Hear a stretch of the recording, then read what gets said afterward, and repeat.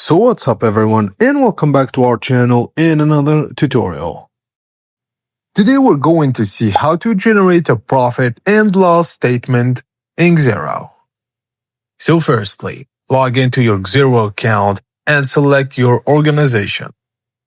Go to the top navigation bar, click on Accounting and select Reports from the drop-down menu. Under the Financial section, locate and click on Profit and Loss.